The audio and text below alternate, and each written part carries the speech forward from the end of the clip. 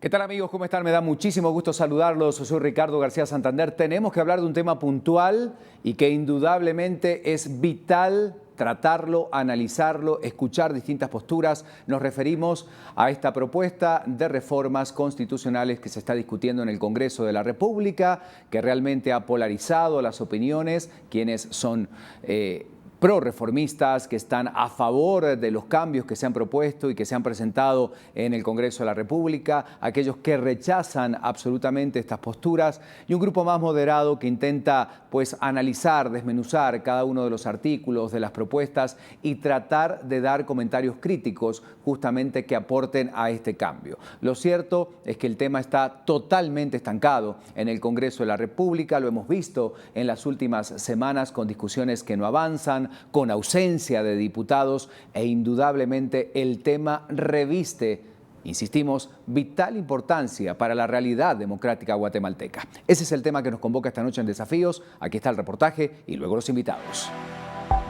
Muy probablemente la mayoría de los guatemaltecos lejos estamos de conocer o entender a cabalidad las reformas constitucionales en materia de justicia que están causando tanta polémica en el Congreso de la República. La propuesta está basada en los resultados obtenidos a través de diálogos regionales y en la Mesa Nacional. Esta ingresó el 5 de octubre del 2016 a la dirección legislativa, pero sufrió varias reformas y fue ahí donde empezó su proceso más largo. El quórum se ha roto en repetidas ocasiones o no se ha integrado el Pleno para discutirlas, quedando finalmente postergada para este 10 de mayo y entre los puntos más polémicos están: Artículo 3. Reforma el 203 constitucional e indica que la función jurisdiccional se ejerce por la Corte Suprema de Justicia y demás tribunales que la ley establezca, así como por las autoridades indígenas ancestrales.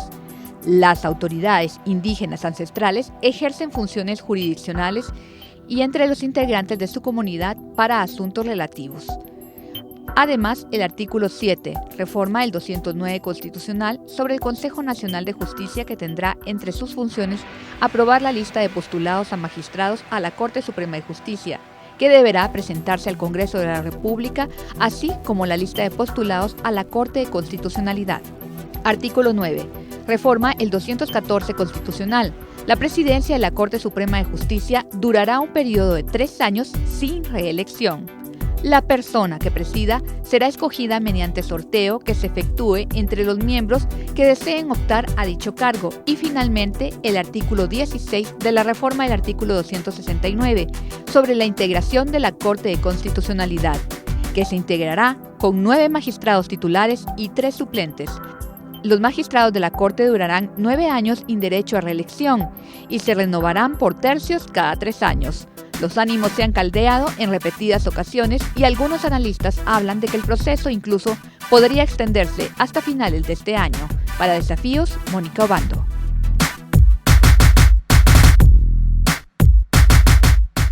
Bueno, acabamos de ver este reportaje introductorio. Esto es lo que ha pasado. No ha cambiado mucho el panorama en las últimas semanas, ni siquiera desde que se pone el tema tan importante para la vida democrática, para el crecimiento de las instituciones en el país como las reformas constitucionales, pues el Congreso sigue de la misma manera. Habrá que esperar al 10 de mayo cuando se retome nuevamente la discusión allí en el hemiciclo, pero está con nosotros Renzo Rosal, un analista político independiente, para contarnos su postura y su lectura de lo que ha pasado hasta el momento y tratar de desmenuzar y de entender realmente lo que implica y la importancia o no de realizar esta reforma. Renzo, buenas, gracias por acompañarnos. Un placer, un gusto. Gracias por estar con nosotros. ¿Qué pensás de esto que está pasando en el Congreso de la República? Bueno, es lamentable lo que se está, el casi circo que estamos viendo en el organismo legislativo, que creo que obedece a un triple nivel de resistencia. Por un lado, los 3 organismos del Estado que del diente al labio manifestaron su respaldo a la propuesta de reformas constitucionales, evidentemente solo se quedaron en un mensaje muy simbólico y en la práctica,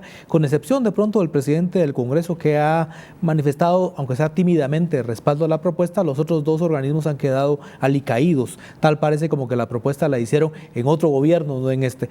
El segundo nivel de resistencia es propiamente en el Congreso de la República, donde evidentemente hay una gran mayoría de diputados que claramente no quieren que se den ningún tipo de reformas a la justicia, reformas constitucionales, pero que no lo advierten tan públicamente y por lo tanto se manejan en esas supuestas tácticas parlamentarias rupestres, muy primitivas, para poder, que no dan la cara. ¿Por qué la resistencia justicia. ¿Hay algún tema de fondo, algún tema puntual, real, justificable por esta resistencia a avanzar en el tema y a discutirlo abiertamente? Me parece que el gran tema, el gran paraguas que agrupa los diferentes niveles de resistencia es el tema de que hoy por hoy tenemos un sistema de justicia que está claramente subordinado, que está claramente dependiente a muchos tráficos de intereses, de muchos esquemas de poder, y que por lo tanto romper con eso y tratar de que se aprueben reformas constitucionales que rompan con la impunidad, que rompan con ese conjunto de nudos de los cuales se han beneficiado históricamente un conjunto de actores, no solo públicos, privados en general, es evidentemente que hay una suerte de pacto que no se quisiera romper. Esto yo creo que es el tema central y por lo tanto se traduce en que hace algunas semanas había oposición al pluralismo jurídico, claro, después al antejuicio, hoy al tema de la separación de funciones administrativas y jurisdiccionales, mañana de pronto la oposición será otra, pero en general, más allá de poder tener resistencias a temas en específico, es el gran paraguas de que no querer reformar la justicia porque se han beneficiado de ella. ¿Tú estás a favor de la reforma? Totalmente. ¿Y en qué lo fundamentas? ¿Por qué crees que es tan importante en este momento una reforma a la Constitución? Bueno, yo solo baso mis argumentos en términos de este proceso que se inició desde el año 2010, cuando hubo una propuesta conjunta presentada por dos universidades, la pública y una privada, San Carlos Landívar y Asíes, que buscaba precisamente el tema de llevar a cabo reformas constitucionales focalizadas para la transformación de la justicia, que pudiéramos dar vuelta de página a una justicia subordinada, acomodaticia y finalmente en un escenario muy perverso como el que hoy tenemos, y para eso tenemos el ejemplo concreto de la exmagistrada, creo yo, Blanca Stalin, que es como el ejemplo con nombre y apellido del tipo de prácticas nefastas que tenemos hoy, y la necesidad entonces de impulsar reformas que se necesitan no solamente a nivel de leyes ordinarias, sino establecer claramente que habían 3 o 4 temas que necesitan sí o sí reformas a nivel del marco constitucional. Refiero concretamente dejar totalmente fuera las comisiones de postulación, es un tema fundamental, la separación de funciones administrativas y jurisdiccionales en el seno de la Corte Suprema de Justicia y el fortalecimiento de la carrera judicial. Alrededor de esos 3 temas vitales es en donde en aquel momento planteamos las reformas constitucionales y sobre las cuales fundamento mi argumento. Estamos hablando de un tema tan medular. Cada vez que en cualquier país se plantean reformas constitucionales es un debate nacional el que se genera de altura, con posiciones encontradas a favor o en contra, pero en definitiva justificando estas posturas. Realmente la evaluación que hacemos de cómo se está planteando el tema a nivel de sociedad, a nivel de los poderes, es realmente triste, deja mucho que desear. No es un tema menor la reforma. Por supuesto, y lamentablemente desde un principio, o casi que desde un inicio, no se llevó a cabo esa discusión de altura.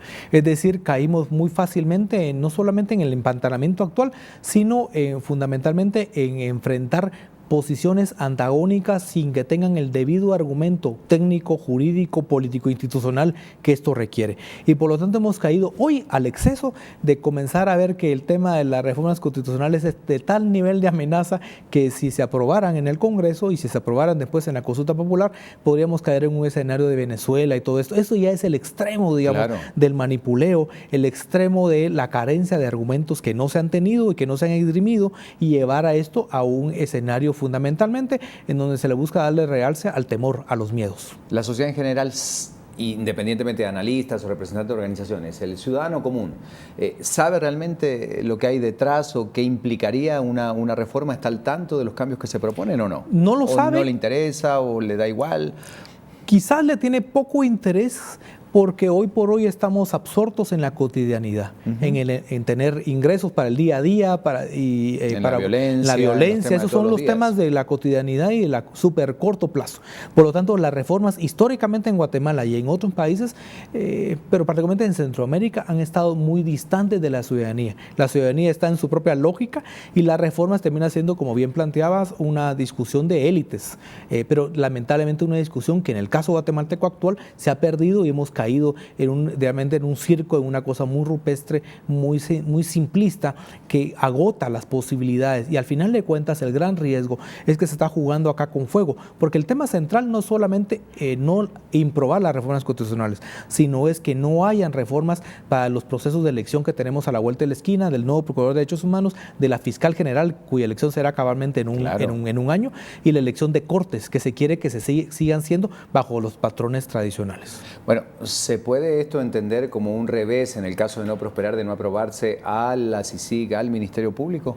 ¿De no prosperar la aprobación de las reformas? Comparto lo que ha expresado el propio comisionado de la CICIG en términos de que el revés es para la sociedad. Es una sociedad que permanentemente no quiere caminar, que no quiere reformas por mínimas focalizadas, o en este caso por profundas, pero muy enfocadas a la justicia. No queremos. Entonces es la inviabilidad del país, de la sociedad. Entonces los grandes perdedores somos como tal Guatemala en general.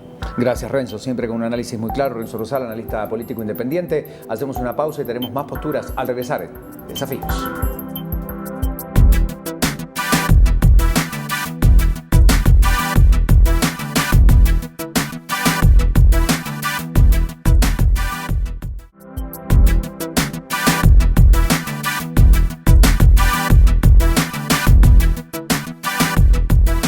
Gracias por seguir acompañándonos en Desafíos. Hoy estamos hablando de las reformas constitucionales, de todo lo que se ha generado alrededor de este tema, del escenario que se está presentando en el Congreso de la República y, por supuesto, escuchando las posturas, las opiniones con criterio de distintas personas que representan organizaciones en nuestro país. Quiero presentar a continuación a María Alejandra Morales. Ella es de Primero Guate. María Alejandra, bienvenida. Gracias, Gracias Ricardo, por acompañarnos. gracias. Bueno, ¿qué opinión le merece? Usted es un analista, conoce el tema, lo entiende, lo que está ocurriendo con un punto de discusión que se está tornando circense dentro del Congreso de la República cuando estamos hablando de algo tan serio como las reformas a la Constitución.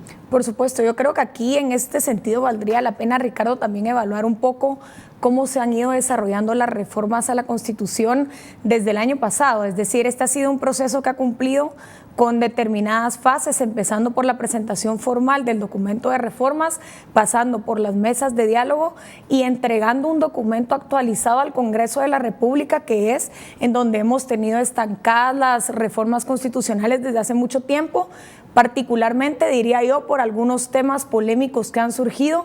En su momento lo fue el pluralismo jurídico y el día de hoy lo es el artículo 209, el cual se refiere a la creación de un consejo de la carrera judicial, que se ha vuelto muy problemático y que nos ha llevado a observar también a lo interno del legislativo una desaceleración en el ritmo con el cual se han ido aprobando las reformas. Ustedes podrán recordar muy bien cómo veíamos el movimiento de las reformas constitucionales durante la presidencia de Mario Taracena Díaz Sol. Es decir, había todo un ejercicio, había todo un esfuerzo real por tratar de hacer avanzar este proyecto y que fueran aprobadas desde el año pasado de ser posible. Eso no ocurre ya este año. Es decir, en un primer momento el tema del pluralismo jurídico viene a desacelerar todo el ejercicio de reforma. Yo me atrevo a decir que polariza muchísimo a la sociedad. Queda fuera este tema y entramos nuevamente a ver temas que son muy valiosos para fortalecer el sistema de justicia y aún así los diputados no la siguen aprobando. Es decir, que esto dependería en buena forma de la voluntad política y de quién esté ejerciendo, en este caso, la dirección del Congreso, quiénes estén en la Junta Directiva. Por supuesto. Bueno, creo que la Junta Directiva tiene una buena cuota de responsabilidad, a pesar de que ha agendado semana tras semana, todos los miércoles, el tema de las reformas constitucionales. Son notorias de los por diputados. Supuesto, pero aquí habría que ver también la participación de algunas de las bancadas más importantes, es decir, FCN, por ejemplo. Por supuesto, hay bancadas con mucho poder dentro del Congreso de la República. FCN, que tú bien mencionas, pues tiene la bancada más grande y si rompen quórum es absolutamente imposible aprobar las reformas. ¿A qué le temen? ¿Cuál es el principal obstáculo cuando no hay un argumento válido? Porque pueden estar en contra de una reforma, de una postura, de un artículo puntual, pero no lo expresan. Claro. Es mejor ausentarse y no asistir y discutir sanamente.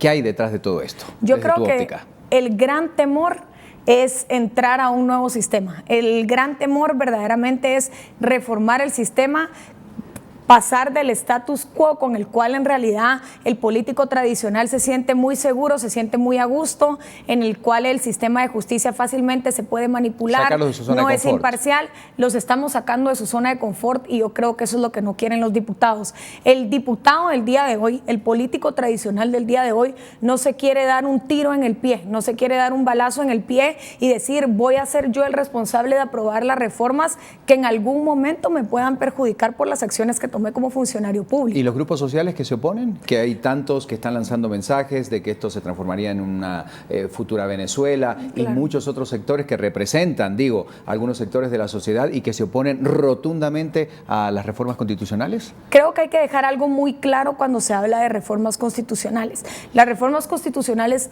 definitivamente, el documento que se está conociendo el día de hoy en el Congreso de la República puede mejorarse, hay muchos temas que podrían discutirse mejor, pero la reforma ideal no existe.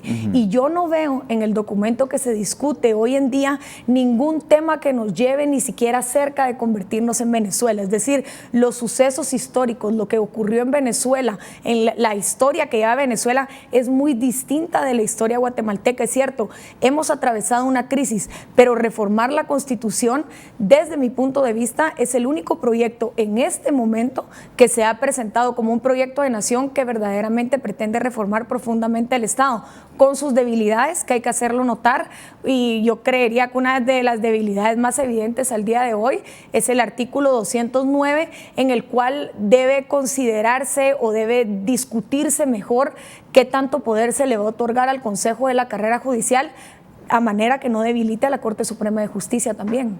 Bueno, pero si no se discute, ¿cómo se avanza? Esa es la gran pregunta. ¿Qué escenarios podemos prever para el resto del año con este tema? El problema es que no se está discutiendo. Precisamente como tú bien lo dices, Ricardo, este tema se está dejando de discutir, o al menos si se está discutiendo, se está haciendo a puerta cerrada. Y lo que nosotros podemos ver al interno del legislativo son diputados que asisten y se retiran, o que ni siquiera asisten, o que asisten solo por hacer acto de presencia, pero que no tienen la disposición ni la voluntad política de seguir aprobando estas reformas constitucionales. Entonces, estamos llegando a algunos plazos fatales para algunos temas, como la elección de fiscal general, Corte Suprema de Justicia, salas de apelaciones.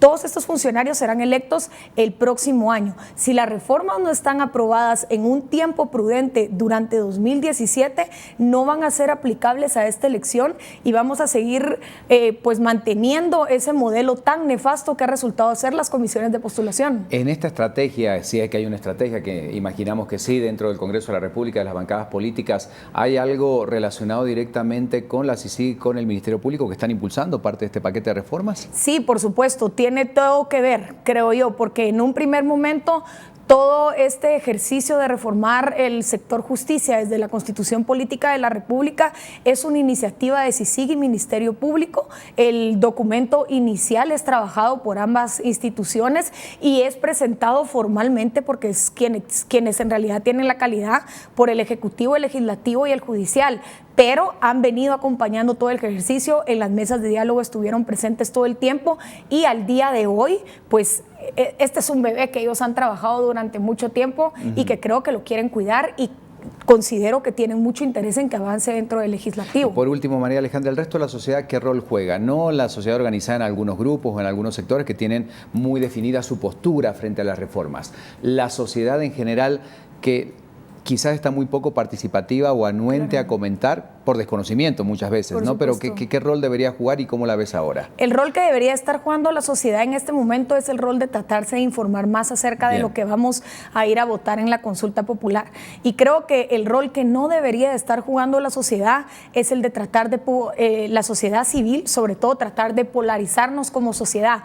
Porque, y quiero dejar estos dos puntos muy claros, estar a favor de la reforma constitucional no es estar a favor, no es ser de izquierda, no es tener una ideología de izquierda, no es estar a favor de la intervención en el Estado, y estar en contra o cuestionar la reforma constitucional no es estar a favor de la corrupción. Entonces, esos dos puntos se deben entender. Es válido cuestionar lo que hay en el documento constitucional, pero en aras de mejorarlo también. Ha sido muy clara tu postura y tu análisis. María Alejandra Morales, muchas gracias por acompañarnos. A ustedes, muchísimas gracias. Un placer que esté con nosotros, María Alejandra Morales, de Primero Guate, y en instantes más opiniones que recabamos de distintos sectores sobre este tema, luego de la pausa en Desafíos.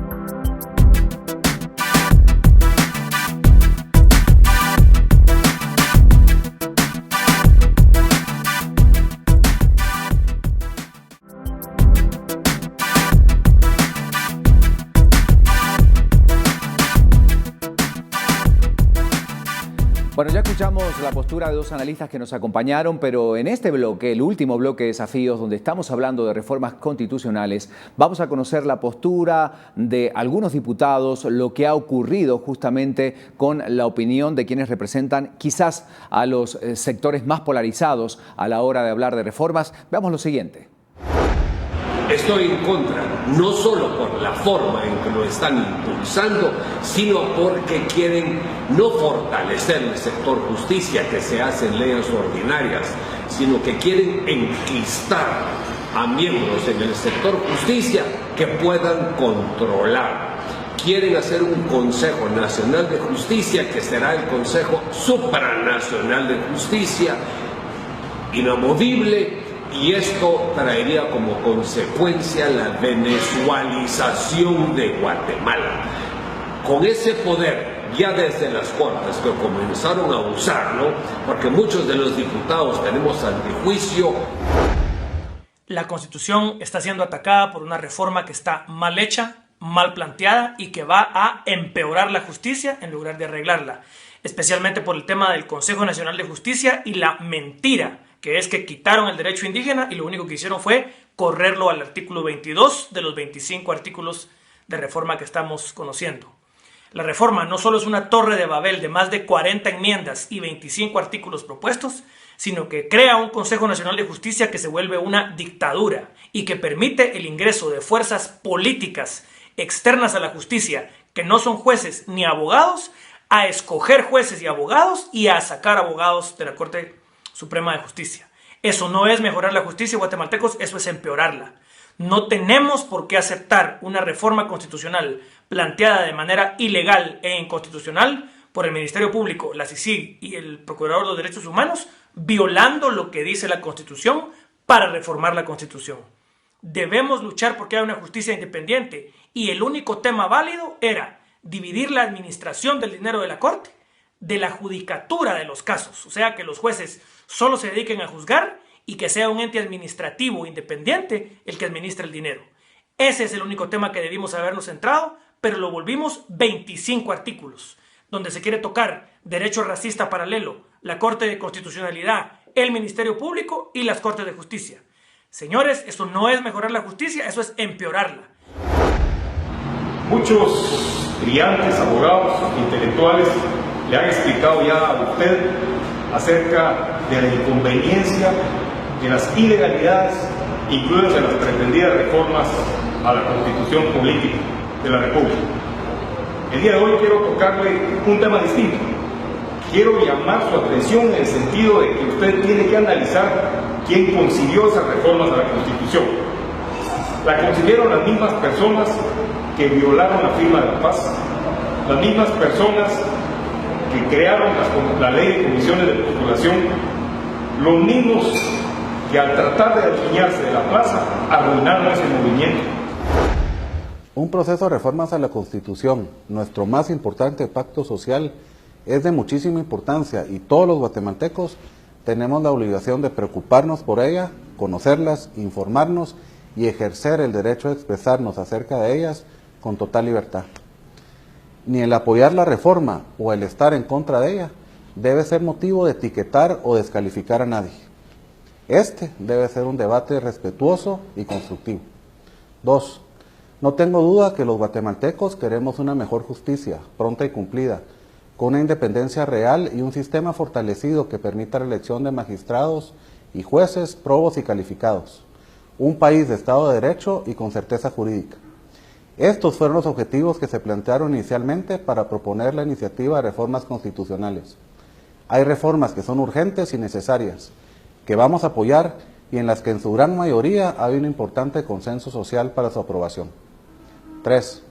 La reforma constitucional debe construir sobre la lucha contra la corrupción iniciada en el año 2015. El sector productivo reafirma su total compromiso con esta lucha, con las consecuencias que eso tenga, con respeto al marco legal y los derechos individuales, sin importar quién sea el señalado. Esta es la batalla crucial que no podemos perder y en la que no nos podemos dar el lujo de no estar unidos. Reiteramos nuestro respaldo a la CICIG y al comisionado Iván Velázquez para que con estricto apego a la ley nos acompañen en este esfuerzo que debe ser común a todos los guatemaltecos. 4. La cultura indígena es sin duda un motivo de orgullo para Guatemala y que todos debiéramos conocer mejor. La justicia comunitaria ejercida por autoridades ancestrales legítimas efectivamente funciona y funciona bien en la resolución de conflictos. Nuestra Constitución ya tiene un reconocimiento a las normas, usos y costumbres indígenas. Eso nadie lo cuestiona. Sin embargo, se plantea hoy una modificación constitucional que consideramos ambigua y poco clara, a la que hemos planteado dudas razonables y que, tal como se propone, creemos que lejos de fortalecer la justicia comunitaria, la puede hacer vulnerable a intereses personales o políticos. Si este sistema ha funcionado por muchísimos años y funciona hoy y bien, ¿realmente necesita de una modificación constitucional para que lo haga de una mejor forma? 5. Este debate debe sacar lo mejor de cada uno de nosotros, buscando unidad en la diversidad de opiniones. Le pido a mi sector y a quienes se identifican con nuestra posición que defendamos nuestros argumentos con claridad y firmeza, pero con absoluto respeto a los demás, a la dignidad de la persona, a su cultura, sus opiniones y su forma de ver la vida. Hay mucho que aprender de quienes no están de acuerdo con nosotros. Se vale pensar diferente y debemos respetar y defender el derecho que todos los guatemaltecos tienen de expresar su opinión con total libertad. Esperaremos lo que va a ocurrir esta semana, el próximo jueves, cuando nuevamente se reúnan los diputados para poder abordar este tema y seguir analizando, por supuesto, en nuestro programa los avances de esta discusión tan seria, tan importante para el país. Soy Ricardo García Santander. Gracias por acompañarnos en Desafíos.